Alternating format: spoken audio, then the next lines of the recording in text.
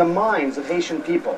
They're images that are tough to look at and leaving a lot of people sort of searching for answers and searching for solutions as well. We focus a lot on physical injuries, but what of the emotional injuries that are opened up again and again? Rumor of a big wave sends thousands running to higher ground, many of them leaving behind the only possessions they recovered after the quake. These injured survivors beg doctors to leave them outside. They're too frightened to be inside. The Army Corps of Engineers has been here 3 times and has cleared several of these buildings, but every time there's an aftershock, all of our sick patients run outside.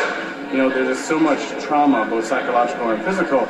No one wants to stay. Both staff and patients refuse to go into any buildings. And here's another good example of exactly what we're talking about. This is a standing house, but there's nobody living inside. It is hard to overestimate the impact of all these aftershocks on someone's psyche. They're so frightened. They don't want to be in there. They're worried that their house could come tumbling down. So instead, they live like this. They live in these tents, makeshift tents, because they simply want to be outside. They're safe. How scared? They have their possessions everywhere, but they're afraid to stay inside. Since the earthquake. Are you still scared? When are the Haitian people gone? She says there's no one to help. She has nightmares of another quake. How many people like you are there? I mean, how many people in Port-au-Prince are going through what you're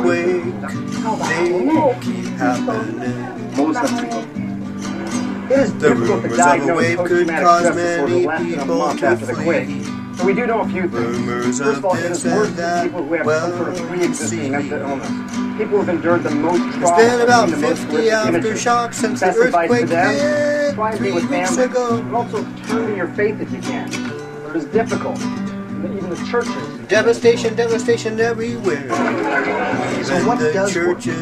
Access to the basic necessities again. Access to clean water, food, and even what might be considered perks. Pillows, blankets, some sort of routine. No doubt, all this is tough, and it's dangerous to generalize. But there's also some simple evidence that it can work.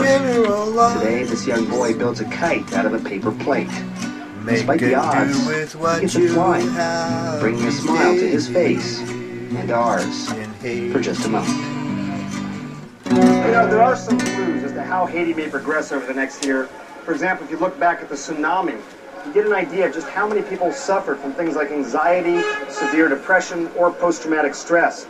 About 2/3 of people after the tsunami had one of those diagnoses. And I imagine the numbers are going to be very similar over here. So it really speaks to the urge for psychological counseling, psychological intervention, and probably a lot of that starting very soon.